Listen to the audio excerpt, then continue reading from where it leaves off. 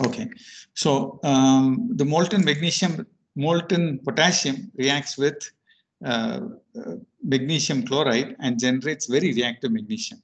Usually, magnesium is a silvery white. This is a silvery white metal. Uh,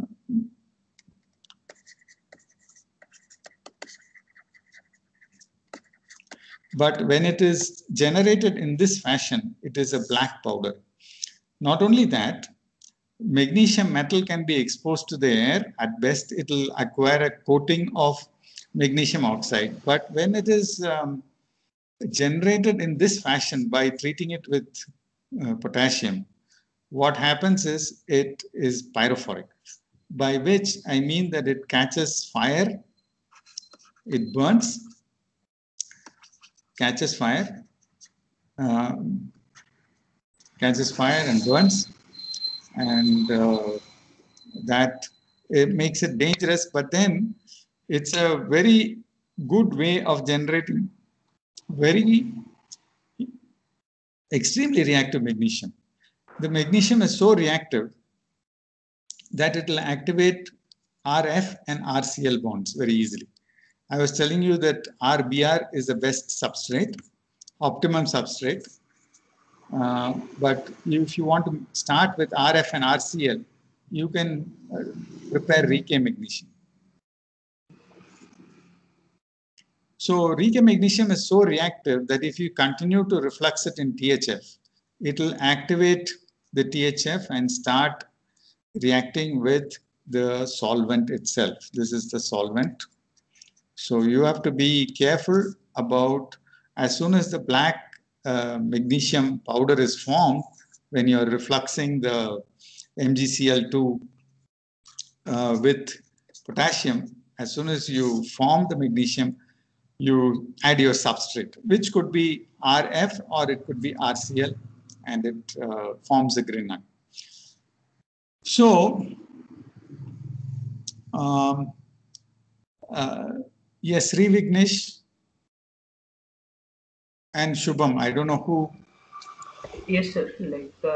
So my doubt was that, previously the reason, one of the ways to stabilize, drive the reaction is you having a very stable uh, MX being separated out. So if the problem with RF initially was energy required to break the RX bond. So in this case, if in using this Reiko method, if we were to compare the ease of use of BR and RF, would the stability of the MX be higher in a way so that it would be more advantageous to use RF in these situations?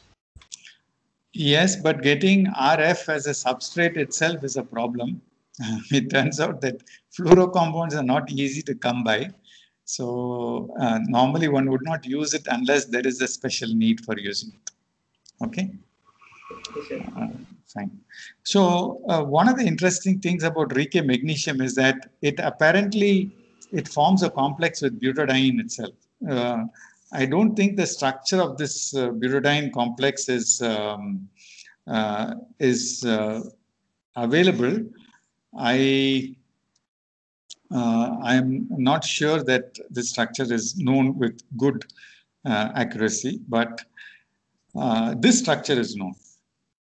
When you have anthracene and magnesium, magnesium seems to coordinate to the two center bonds and form a THF complex. Turns out that this is a good catalyst for another interesting reaction, and that is magnesium is very light. Magnesium is atomic weight is 12, right? Sorry, atomic weight is 24, and the atomic number is 12. So one can form, it's fairly form magnesium hydride and this was investigated as a hydrogen storage species. And the catalyst was this particular compound. But people have worked out the economics of doing this, and it is now clear that this is not a good contender. for this whole reaction. Okay, so we have discussed one other method of directly reacting it with CH acid and a metal that generates hydrogen. I want to tell you one more interesting thing about sodium. Sodium can also be molten in toluene, just like potassium and THF. Toluene boils at 110 degrees. So refluxing toluene and sodium results in molten sodium. This molten sodium is also very reactive. And it a molecule like C5H6 because the hydrogen is capable of generating cyclopentadienate anion C5H5Na, and the hydrogen is released as dihydrogen. Hydrogen is released as dihydrogen, so it's a one-way reaction. There is no going back in this case, and you can see that in both of these molecules, the anion is stabilized by some kind of resonance. So this interesting aspect about this is about sodium is that this molten sodium, if you shake the flask vigorously enough, it forms what is called sodium sand. Sodium sand is very fine, small globules of sodium. These globules of sodium do not combine together to form the molten sodium, which could be a fairly large. It's a large sphere which floats on the surface of the toluene. You break it, it forms this molten globules. These globules are more reactive than the small globules are more reactive than the large globule. This is a surface phenomenon. So it's very clear that it's a surface reaction which leads to the liberation of dihydrogen. Then we talked about adding a metal in the +2 oxidation state. I'm skipping this. We have already discussed this. So we have talked about CH acids, RX. Then we talked about extruding carbon dioxide. The best example is zinc and mercury. We can take zinc and mercury carboxylates, heat them, and that generates the R2Ag. We also talked about adding MX, where if I have an Li, H, or Cl, it adds to an unsaturated organic compound. I gave you an example of an alkene which adds Li. This we discussed in the last class. What is interesting is that a carbene is also an unsaturated species. So if I use CH2N2, CH2N2 is a hidden form of CH2 carbene. CH2 carbene is an unsaturated species. If I add MH, what I get is MCH3.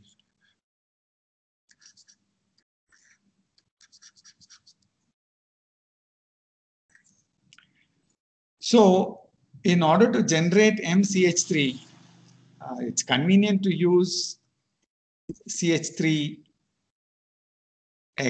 and generate MCH3. But this is just illustrating the principle that this is possible. So if you're talking about carbene complexes and you have an MH in the reaction medium, don't be surprised if you form MCH3 because this is just an unsaturated species adding on to MH. Okay. So now we're coming to third group elements. Whatever principles I have told you for the first two groups are valid for the third group elements. Third group elements are the boron group, boron, aluminum, gallium, indium, thallium, etc. I will talk mostly about aluminum. I want you to read up the material from the book. It's not very difficult to follow. So this is dimethyl aluminum hydride adding on to adding on to tetramethyl-ethylene. So that is actually a substituted butene, 2,3-dimethyl-butene. 2,3-dimethyl-2-butene. So it just adds on to this molecule. So MH, this is the same reaction which we discussed here. MH can add to unsaturated compounds. So here we have taken an unsaturated aluminum compound, added it onto an alkene. So this is possible for aluminum, silicon, germanium, tin, even zirconium. We have not covered zirconium yet, but zirconium is a transition metal. But what I'm presenting today is relevant for, the method of preparation is relevant for all of them. The propensity to add surprisingly increases as you go down the group. So in other words, SNH is more reactive than SiH. That probably relates to the bond strength. SiH bond strength is larger than SNH bond strength. Now let me talk about adding an MCl bond. This is an MCl bond,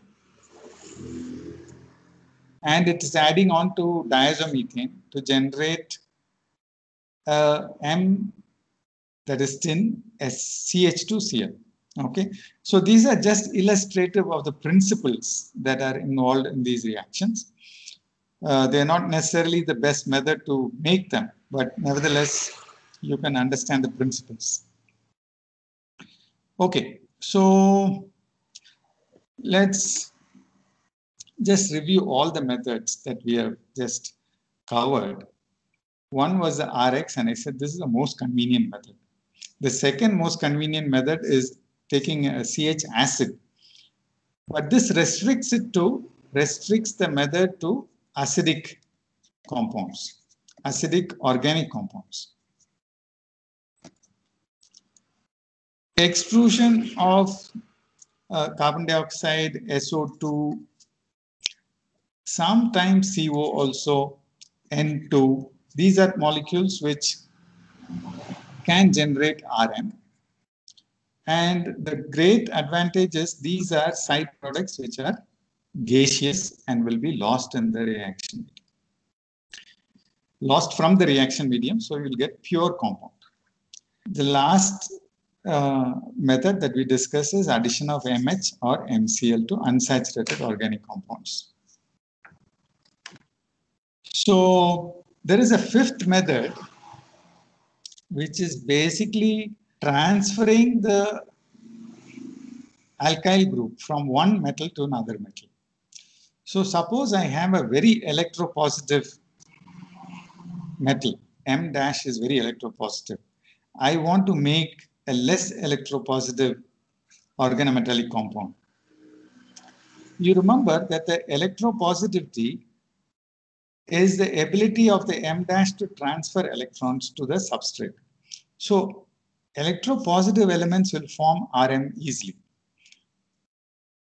Less electropositive metals will not form RM. But first, if you make R-M, you can transfer the R-M to the metal RM. So this is probably a very useful method to generate all transition metal organometallic compounds.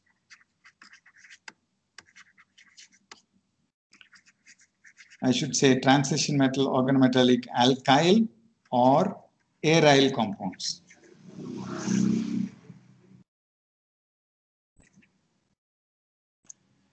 That is because transition metals are not as electropositive, as ready to lose the electron as my M dash.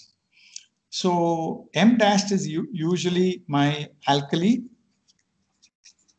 or alkaline earth metals.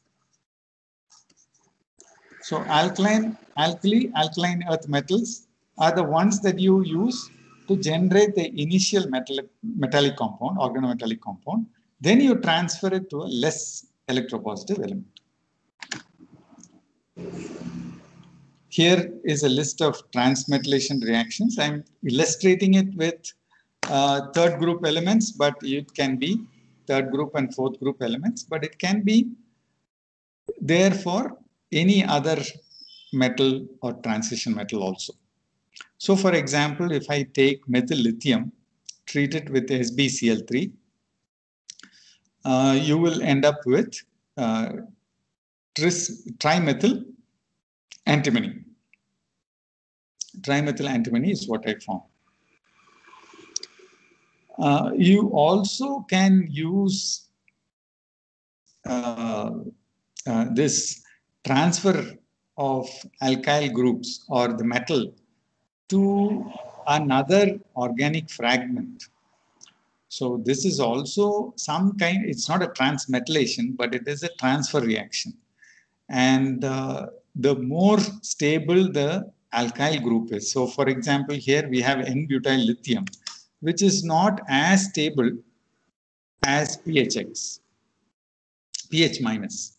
So PHLi is formed by reacting PHX with N-butyl lithium. Now, obviously, phenyl bromide is also, bromobenzene is also readily available, and you can in principle make the phenyl lithium starting with bromobenzene. But then this is when you have a complicated molecule where you have a large aromatic system. That bromo compound may not be that bromo compound might be available, and treating that with lithium might be a problem, either because of the sensitivity of the compound. This reaction works at low temperatures. N-butyl lithium, you can just treat it at room temperature or low temperatures and generate the aromatic lithium compound. So this turns out to be an advantage. Here I have a vinyl magnesium bromide to generate tetravinyl tin. Now, tin and silicon have this tendency to do the transmetallation from tin to homometallic transmetallation. So here I have illustrated for you the reaction of tin tetrachloride with tetraalkyl tin. Here you would have to use an excess of this species to generate this. Now here the process is thermodynamic and kinetically controlled. So, for example, if you heat this reaction mixture to 180 degrees, slowly R2SnCl2 is formed. Now, the kinetics of this transfer is, the first transfer seems to be fast. The second transfer seems to be rather slow. So this is a kinetic process, but this seems to be the thermodynamic end product.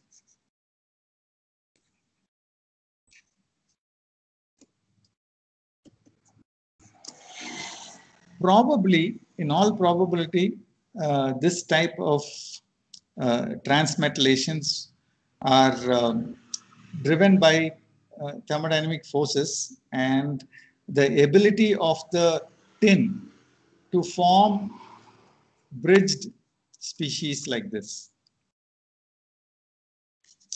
I told you that R can also bridge, contrary to our traditional organic bonding descriptions. There can be 3-center 2-electron bonding. So R jumps here, chlorine jumps here.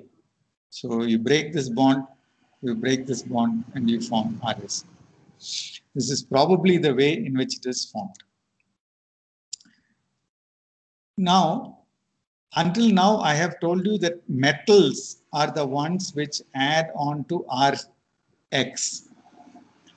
So they need not be metals. Here, I have given you an example where tin in +2 oxidation state, has added RCl to generate RSnCl3. This is particularly common in the case of the 4th group elements, where the lower elements tend to form +2 species. Now, if you go to group 3 elements, you can form +1 species. This +1, like thallium chloride. That's a +1 species. If you look at lead and tin, they tend to form +2 species. You know already the reason for this. This is due to the so-called inert pair effect. So-called inert pair effect leads to +2 from group 4 and +1 from group 1. And these species can add RCl to generate the higher oxidation state species. Interestingly, this is a reaction which can be used to generate tetramethyl lead. Tetramethyl lead is formed by a disproportionation reaction of lead dimethyl lead. Now, the reason for the +2 oxidation state being stable here, +4 oxidation state being stable here, is probably a combination of relativistic effects and the change in the nature of methyl lead bond. Whereas your lead chloride, the chlorine has got another extra pair of electrons, and that is not present in the lead, in the methyl group. So tetramethyl lead is the final product, and this turns out to be insoluble lead metal. So you can isolate pure tetramethyl lead from this reaction medium. So what I'm trying to tell you is that there is a lot of transmetallation type reactions that can happen, and transfer of organic groups to organometallic compounds, that is also possible. So one compound which is extremely important in the literature, not just, sorry, in the industry, one compound that is extremely important in the industry is metal aluminum compounds. The reason why metal aluminum compounds is important is because it is used in the detergent industry, strangely enough. And I'll explain to you how that happens. But let me tell you what is useful in laboratories and also in the pharmaceutical industry. Aluminum compounds are used, and you can react aluminum directly with methyl chloride to make this intermediate species, which is a chloro-bridged species, which is available. This is in equilibrium with this other two compounds, and you can imagine the interchange or transfer of methyl groups from one aluminum to the other. What they figured out, this is an intractable mixture. This is a mixture of compounds. It's very difficult to separate. They figured out, these are ingenious industrial methods. They figured out that if you add sodium chloride to this reaction mixture, you can precipitate out this insoluble compound. This is a metal salt, it's a sodium salt, and it is precipitated out of the reaction mixture. And then if you add a second, these are batch-wise reactions. So first you precipitate out, prepare pure Me4Al2Cl2. This presumably has the structure of Cl, Cl, Al, methyl, methyl, methyl, methyl. So tetramethyl dialuminum. So this compound, 3 of these molecules can react with 6 sodium atoms. You add it in a batch-wise fashion, and that gives you pure Al2Me6. Aluminum is precipitated out in the reaction medium, and sodium chloride is also precipitated out. So Al2Me6 is a compound that can be prepared in a pure form, And this again has got a bridge structure, only instead of chlorine, you same structure as this. Instead of chlorine, you have methyl groups in the bridging positions. And again, it is having 3 center 2 electron bonds. The methyl group provides the 2 electrons. The aluminum has got the vacant orbitals. Okay, so this is just one way of making methyl aluminum, but interestingly, making triethyl aluminum was discovered by none other than Ziegler. Ziegler was a person who got the Nobel Prize, same person. So he discovered an interesting reaction where a small amount of titanium is used as a catalyst. Remember, titanium alkyl compounds are the Ziegler catalysts for making polymers.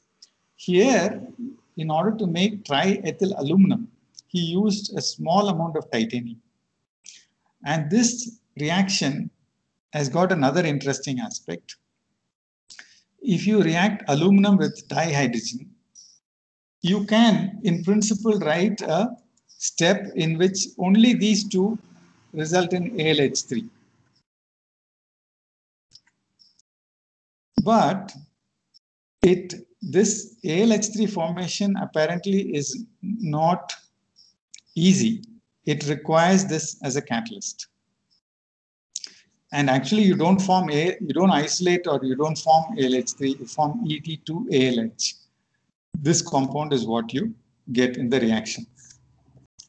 And Et2ALH, if you add ethylene, so these things can be done stepwise. This is one reaction, this is the second reaction.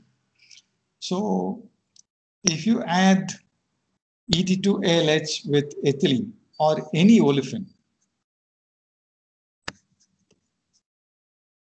remember MH can add to organic compound. Here we are having ethylene as an unsaturated compound. It forms triethyl aluminum. So if you add these two steps, what you realize is you have generated 3 equivalents of triethyl aluminum by using 2 equivalents of triethyl aluminum. So the net reaction is formation of triethyl aluminum, in which the triethyl aluminum itself is a catalyst. And this can be called as a promoter. It's not clear how it is involved in the reaction, but titanium acts as a catalyst or a promoter. Second catalyst for the whole process. So now I want to cover the structure of these species. Many of them, like I said, are bridge species and so on. They are also sensitive, or the stability of the compound increases with the steric encumbrance. If you have too much of steric crowding, it is less stable. So it's inversely correlated. If you have less crowding, you have more stability. So isobutylene, tris isobutyl aluminum is easily made by reacting isobutylene, which I have written for you here. This is isobutylene. You can react it with aluminum and form tris isobutyl aluminum. But in the same reaction mix, so after making it, if you add an excess of propylene, you will form linear tris N-propyl aluminum. Okay, tris N-propyl aluminum. Now, the aluminum hydride that you would have formed in the intermediate step could have added on in 2 different fashions, but it is adding on only in one fashion. So, just excuse me for a second. I'm in a meeting. Sorry, I'm in a meeting. I'll call you. So, here is a species which is less sterically encumbered with respect to this species. So let's call this A. This is B. B is less sterically encumbered, so it's more stable.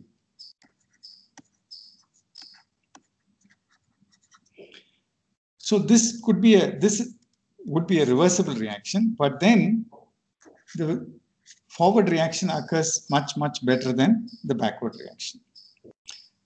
How do I say that? If I take this with ethylene, now the reaction goes completely to the right and forms triethyl aluminum, the formation of release of propylene again. So this is just to tell you that steric crowding is unfavorable and it can lead to these reactions where presumably intermediates are aluminum hydride intermediates.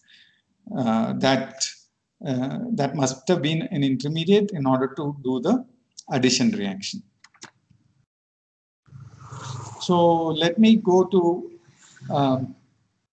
the reaction which is really industrially used in large quantities, and that is the addition of ethylene to an alkyl aluminum compound.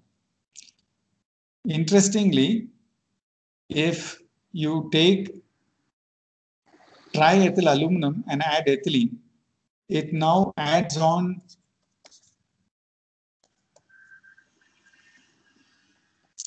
CH2. So the ethylene has inserted itself between the aluminum and the ethyl bond. So not only can MH add, MR also can add in the case of main group elements. So you must be wondering, how is the ethylene interacting with aluminum? Can it coordinate to aluminum? Recent evidence seems to suggest that it is possible to add or coordinate alkenes to aluminum. I'll show you a paper published last year at the end. Now, if I keep adding ethylene sequentially, this butyl group can now add another ethylene molecule. So I will get a very large value of N. And the value of N really depends on the pressure of ethylene. So they end up making AlR3 where N is 16. And then they decompose this aluminum compound using oxygen and water. That gives them linear alcohols. Making linear alcohols are very useful because you can use it in the detergent, as a detergent for making soaps and or cleaning agents. I shouldn't say soap, cleaning agents, detergents. So this reaction is called an Aufbau reaction. And the Aufbau merely means, it's German for building up. Aufbau is just a German term for building up. And it has come into chemistry parlance. Let me end this section by talking about the bond strengths. Interestingly, if I go down the group in main group chemistry,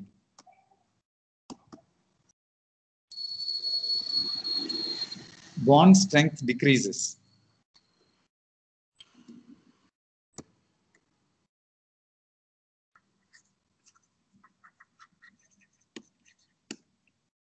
Bond strength decreases. And if I plot transition metal bond strengths increase. Titanium, zirconium, hafnium have got increasing bond strengths. Carbon, silicon, germanium, tin, lead, the bond strength decreases. So this is a mystery which we will talk about a little later. But one more thing about bond strengths. Main group elements are have these difficult to understand bond strengths. If you take dimethyl mercury, which is the extreme poison, I can generate, or I need 214 kilojoules per mole in order to break this to form methyl mercury and methyl radical. These are thermodynamic measurements, and you get it from a bomb calorimeter. And this, I frankly do not know how exactly they trap the methyl radical, but this value is there in the literature as 214 kilojoules per mole. So if you take the methyl mercury and the second step, that requires only 29 kilojoules per mole. So it's very clear that the second bond, the two bond strengths are not equally, the two bonds are not equally strong. This is again, the two things that need to be explained are, one is the unequal bond strength and the change in the trend of bond strength as you go from main group to transition metals. Now, I'm going to end here, but let me show you a few papers. I'm going to share with you a few papers, which just hold on for a second. I'll share with you two papers, which are recent papers, which I feel that you should know. Are you able to see my PDF file? No, sir. No, sir. Okay. So let me reshare it.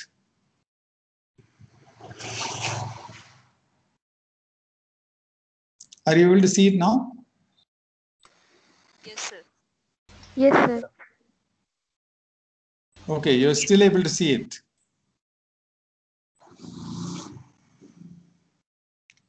Here is a compound. Here is a paper which was published. Here is a paper which was published in 2019, last year. And they have discussed the interaction of aluminum with alkene. Granted, this is a low valent aluminum. The aluminum is aluminum 1 compound. But they have discussed the ability of aluminum to interact with alkenes, like so. And they have, this is theoretical, but I think they have some experimental evidence from NMR work. Both theory and experimental work is there to show that alkenes can form complexes with aluminum. So it's possible that low valent aluminum compounds are involved, but it is possible for aluminum to interact with alkenes. And the second paper, I will post these papers so that you can read it. There's an interesting reaction that is happening between. Are you able to see my pointer? The Yes, pointer that is there in the PDF file. Yeah. Yes, So sir. if you see the lower half of the right, lower right side of the PDF file, you see a reaction where the ethylene has in fact formed two bonds at the two ends of the carbon to two different aluminum. So these are interesting reactions that seem to be happening. And and they have, okay, in this case, this product has been crystallographically characterized, and also the spectroscopically and crystallographically characterized. And I will now show you a different paper.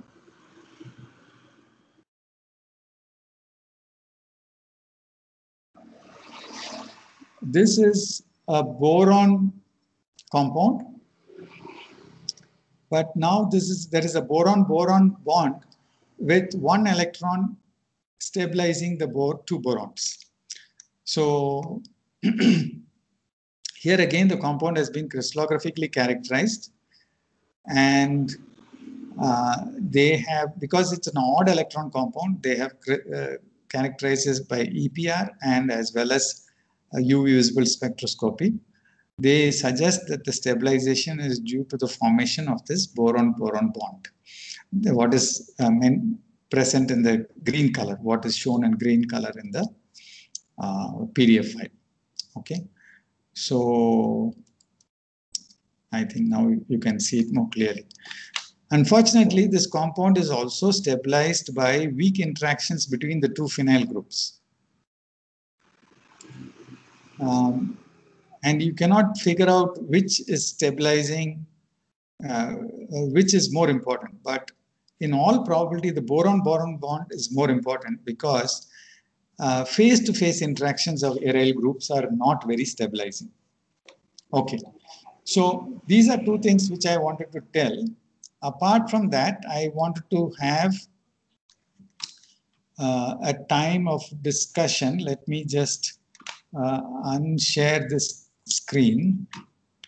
Sorry, let me go to this slide. Yeah. So now let me ask you, were all of you able to view the audio file? The audio file is generated from a PPT, so it would have breaks in between. There would be gaps in between the audio. So don't worry about the gaps, but the audio file gives you, 2 audio files have been loaded. I will not be taking the Wednesday class. I will load an audio file, which you can read, okay?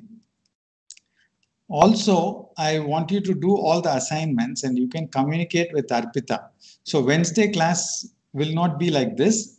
I might upload an audio file, which you will have to read and probably answer questions. An assignment will be there. So are there any questions now? So for the ZK magnesium, what is the thermodynamic reason for it being so reactive? Like, what is it causing in reaction? Yeah, just like potassium, I told you, more electronegative. RK metals, I explained it with magnesium, but you can take any metal that is less electropositive than potassium. You take the less electropositive metal X2 or X, MX compound, and treat it with potassium. Potassium will form KX and form. Now, because it is being formed in a solvent which is in which the metal is present as a molten, in the molten state, I think the thermodynamics allows for the formation of small particles. These particles are not nanoparticles, they are much larger than nanoparticles, but the size of the particles is still small enough that they are extremely reactive species and they are stabilized by the solvent.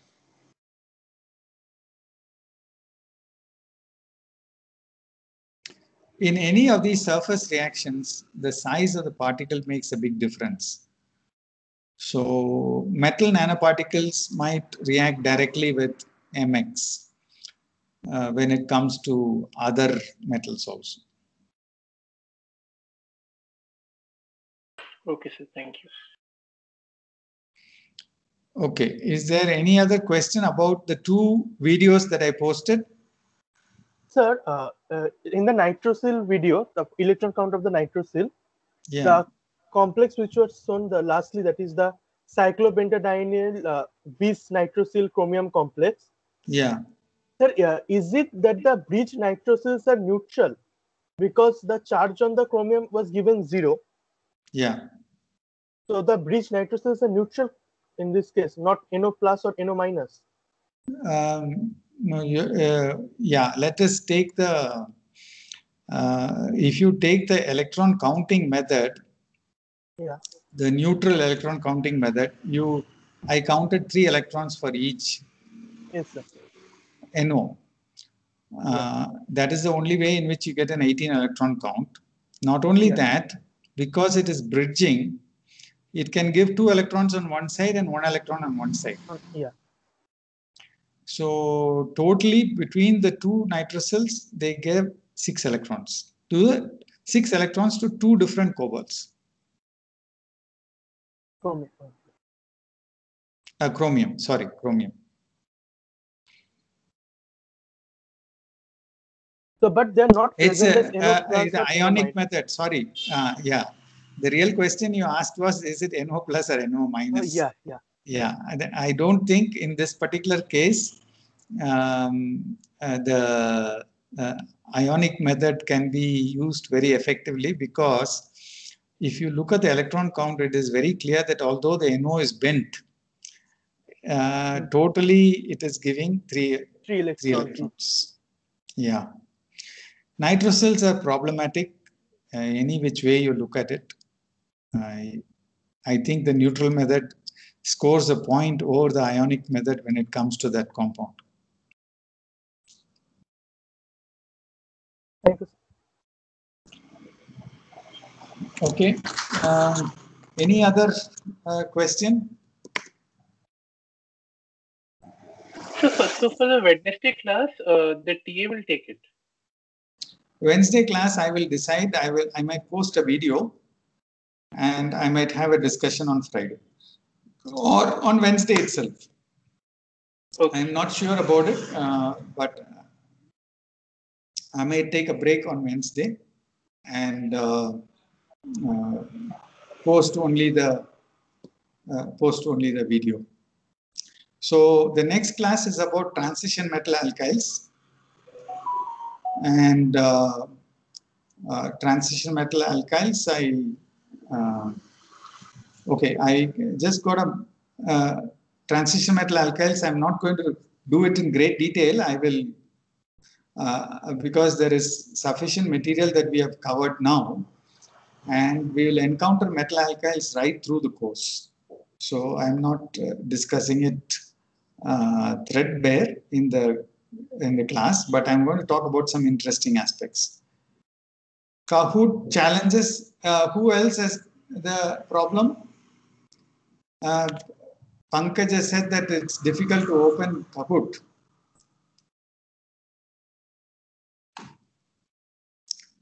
So anybody else has got problems in opening Kahoot?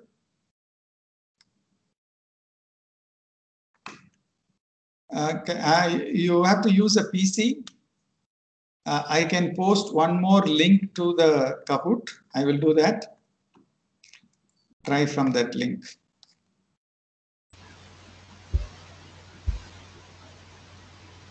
Anything else? Sir, about like another doubt about the Kahoot challenge. Like in after every question, it kind of gives ranks to people depending on how quickly they answer to the quiz. So will we be evaluated on terms of that? Yeah, that's the whole idea of a Kahoot quiz as opposed to a Google quiz. Google quiz gives you infinite time. Like I meant like not just about that 30 seconds restriction within which you'll have to answer or anything, but like say if one person answers it in 5 seconds, another person answers it in 10 seconds or something of that sort, there is this relatively different scores or something, if I'm not wrong. So that way. Yes, that's correct. So how confident are you? That's the whole question. For example, the orbitals question. Okay. Is really, you should know the orbitals without any difficulty. And so I have put a very small time limit, but yeah. So I will post. I will post another URL which will give you another URL which gives you a way to play Kahoot. So try this. If you still have a problem, let me know. But if you open it on a laptop, it opens very easily. There's no problem. I have checked it out. Okay, so I will stop recording, and no other questions, you can all leave.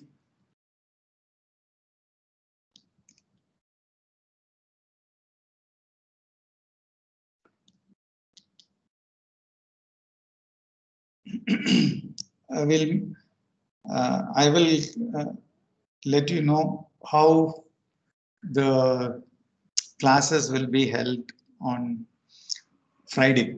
Wednesday, I definitely may not take a class, but I will tell you on about Friday.